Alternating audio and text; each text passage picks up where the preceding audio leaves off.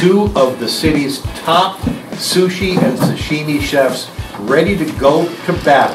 It's two men, two fish, and some ingredients that they brought to make their plates look great, but what they don't know, Julie Kramer, is that there's a bag sitting right next to me of secret ingredients. We have Chris Cheung from AKA Bistro in Lincoln. Good morning, Chris. How are you? Good morning. Are you ready for the battle? Yes. And you have with you a black bass. Yes, correct. And you have some ingredients that you brought with you that'll highlight the sashimi that you were about to prepare. Yes, absolutely. What is happening at AKA Bistro these days? We just reopened on May. We have built a new patio outside, so nice outdoor with the nice weather. Yes. And business is good because you are one of the top sushi chefs, sashimi chefs in town. Thank you, thank you. You're very welcome. And Tony Messina is standing here right, my left. Tony, how are you? I'm doing great. And things at Umi Sashimi Bar still strong and good? Umi's always doing well. Yeah, we have a lot of fun down there. It's a great, great restaurant. One of the best sashimi and sushi bars in Boston, of course, located right there with Clio. Right in the basement of Clio. And a tremendous location. So we have two men, we have two whole fish, and Tony, you have a hybrid bass. So tell us what a hybrid bass is. It's a hybrid between both a white bass and a striped bass, and we're pairing that with a yellowfin tuna. Very cool. And now you also brought some ingredients that you'll be working with as well. I brought some ingredients, but I'm looking at a bag that's scaring me a little bit. Okay, gentlemen, why don't you open the bags and find out what the secret ingredients are. The Chinese pretzel stick Taki. We have uncured pepperoni and fresh cherries.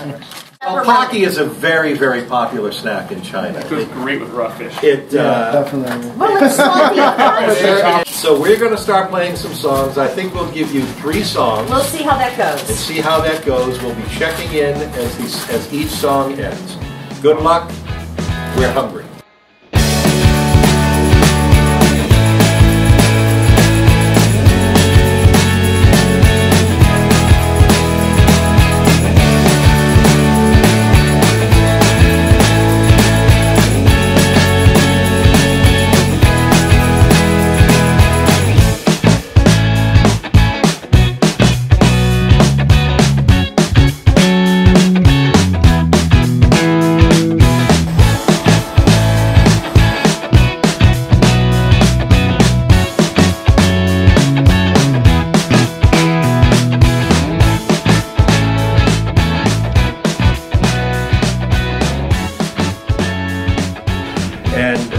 Gentlemen, why don't we start with you, Chris?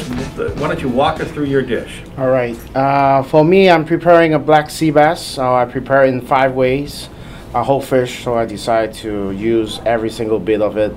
We start from this side. We have ceviche. It's actually a mala peach, like a Chinese mala, which is like Sichuan peppercorn flavor. A little hot sauce palm from Hawaii, where I grew up at. A little seaweed caviar, shishito peppers, and next to it is shrimp cracker with the secret ingredients, the poke, chopped up a little bit, mixed with a tartar, with a gooseberry jam, and I have another one is onigiri, which is a sushi with toasted Korean seaweed, a little Korean spicy sauce, and another secret ingredients that we got is the cherries. Slice some inside so it give a little sweetness to it. Next one is sashimi, black sea bass sashimi style. I made a black sea bass soy sauce using a 2-pound fish. We slowly steam it until everything disappears, and then infused with soy sauce. The last one is usuguri style, which is a thin slice, traditional thin slice. Put on top of kombu, dress it with a little wasabi powder, and finish with a little bit of the secret ingredients, the chorizo. I chop it really finely and give it a little saltiness to the dish.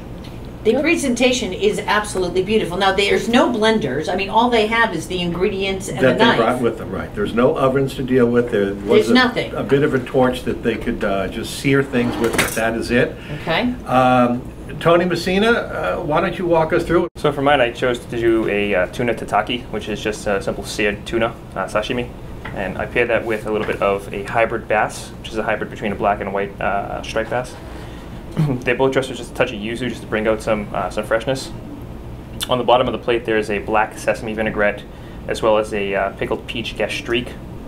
There is the secret ingredients on the plate as well. There's shaved, looks like Bing cherry. You also have a crumble made from the Pocky sticks mixed with brunoise uncured pepperoni. It actually worked out really well because it adds saltiness as well as a little crunch to the dish. There's burrata cheese, which is an Italian, really creamy, almost like mozzarella cheese, that I dressed with a -8 vinegar syrup. There is peach that we seared with koji, which is inoculated rice that's used to make both sake and miso. And then finally there is bacon powder, just to kind of reinforce the uncured pepperoni flavor.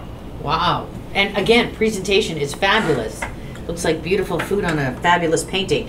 So why don't we play a song? We'll taste. Paul Driscoll is here. He is our celebrity judge for today, and we will anoint the winner. And then we'll see who moves on. Yeah.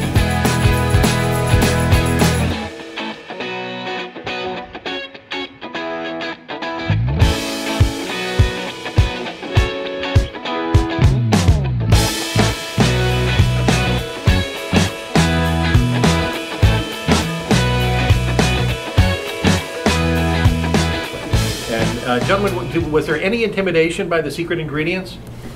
I think there was until we opened the bag. I guess I'll speak for myself. And then I saw the pepperoni, and I already had bacon powder prepped out, so I thought it was kind of a perfect fit. Cherry's natural sweetness with the tuna and the bass, so I thought that worked well.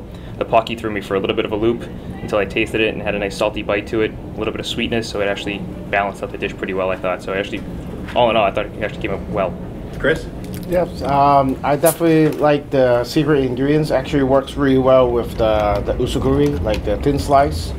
And cherries give a little sweetness to the spicy maki that I made, so which is pretty interesting. Very good. Yeah. Julie, Kramer, your thoughts on each of the presentations? I thought that the flavors were fabulous. I thought that the bacon powder was perfect.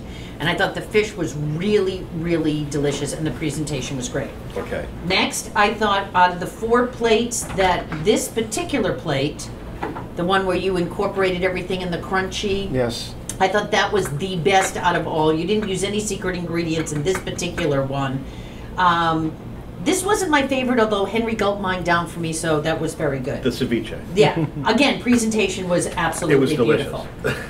I mean, this is great just to sip on. I'm still sipping on this. It's like I may leave the studio and bring this back to my desk. It's a summer cocktail. Yeah, it is. I understand that. It's really delicious. I thought that Tony's presentation with the tuna and the bass were tremendous.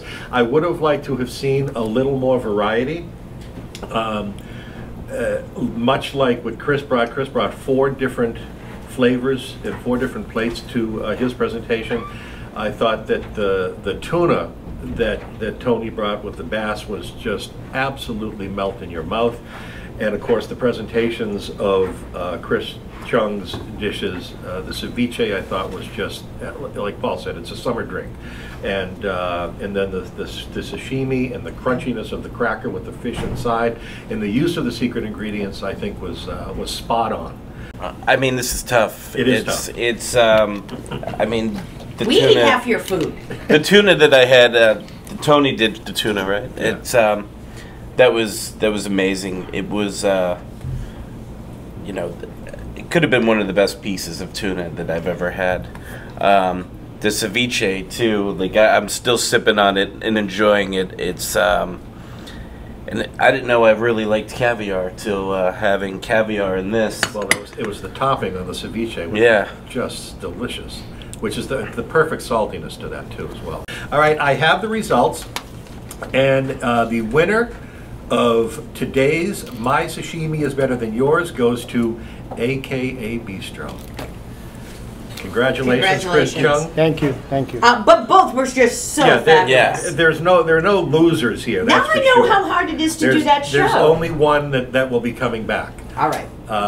Tony, thank you so much. A pleasure to meet you. Thank you for the tremendous artwork that you do night after night at Uni Sashimi Bar in Boston. If you have not been, or if you have not been in a while, make sure you get there. And of course, if anybody is in the vicinity of Lincoln, AKA Bistro is really the only restaurant to go to in that area. Thank you both very much. Thank you guys. Appreciate it.